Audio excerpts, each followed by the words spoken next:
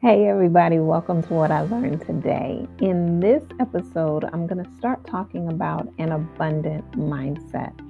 And there's different aspects, I would say, of an abundant mindset. First and foremost, we have to be mindful of the word abundant and what is the abundance that we actually want to bring into our life. Many times, as soon as we hear abundant, we think money, we think wealth. But just blanket abundance is can go towards anything. So we have to be specific about what it is that we truly want an abundance of, right? Peace, joy, happiness, finances, right? We have to claim those things because we don't want an abundance, well, at least I don't. I'll let y'all speak for yourselves. I don't want an abundance of grief. I do not want an abundance of debt. I do not want an abundance of illness, right? I want an abundance of health and well-being. Like I said earlier, I want an abundance of peace and joy and happiness and good laughter, and positive vibes, like being very, very mindful of what I am stating that I want. The other thing is, for me, when I think of an abundance mindset, I think of a scripture in the Christian Bible, which is Ephesians. I believe it's Ephesians, Ephesians 3, verse 20, that says that God can do it better than you can dare to dream, think, or imagine. And that's one of the virgins. And so the first time that scripture came into my life was probably in 2000. Well, no, I know exactly when it was. It was December 2005. And it came to me in a very still, quiet moment. I didn't even know there was a book called Ephesians. But that word came to me. I looked it up, and sure enough, there it was. And ever since that time, I have held on to that scripture. And it was like, okay, if God can do it better, then I can dare to dream, think, or imagine. I know I'm a big dreamer. Like, let me throw my biggest dreams out there, knowing that God can do it better than what I could ever dare to dream or imagine, right? So it is my responsibility to dream beyond my current circumstance. And then it is my responsibility to believe it, right? To do all the work for it, working towards it, and then allowing, because I believe in God, and everybody has a different belief system, that all things will fall into place. All things will be brought to me, as long as I'm doing my part. That's my abundance mindset, that I am capable of. And any delay that occurs between the thought of me having these things and the manifestation of it is the preparation time, right? It's the same thing.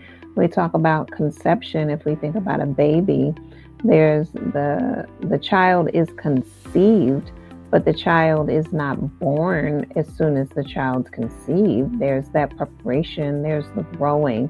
The mother, the father, the loved ones, they're being prepared to receive this individual.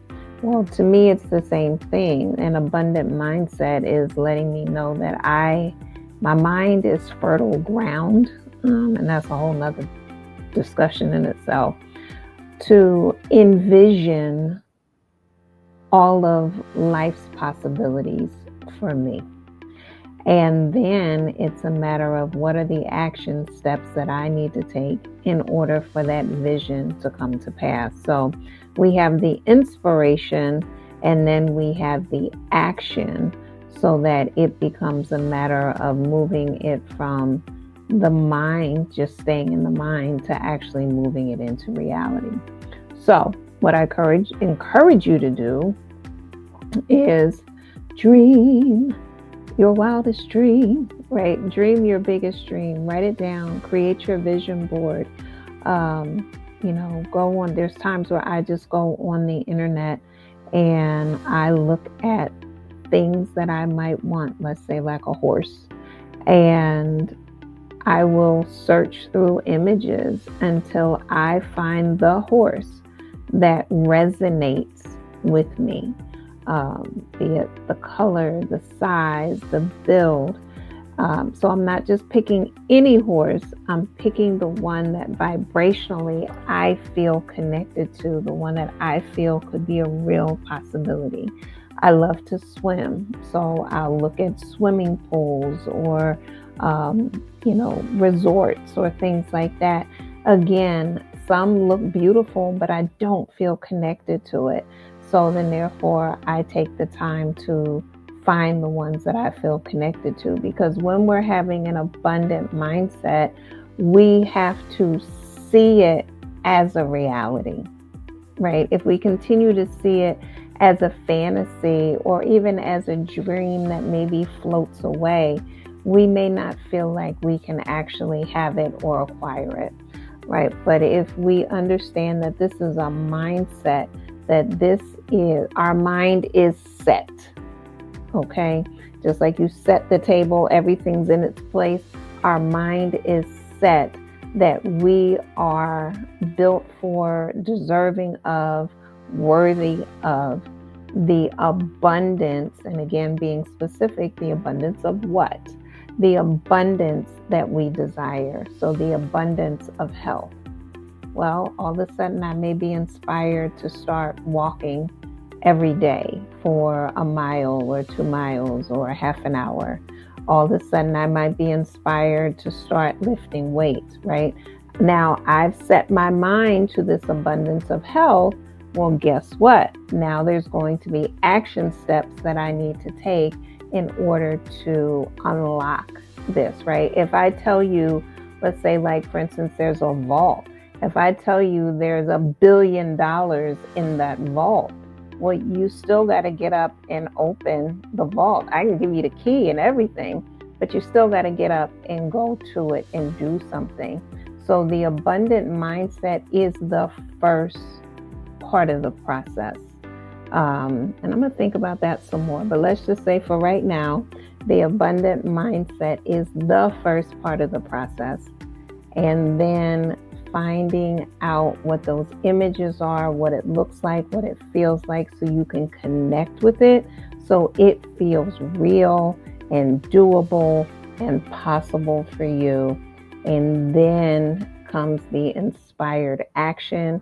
And it is important that you then start to move on the action, because it is your mind, your body, and your spirit working together to ensure that your abundant mindset now moves you into your abundant life. All right, we're going to pause there for now, and I will be back another day to talk about what I learned that day. All right, see you soon. Bye.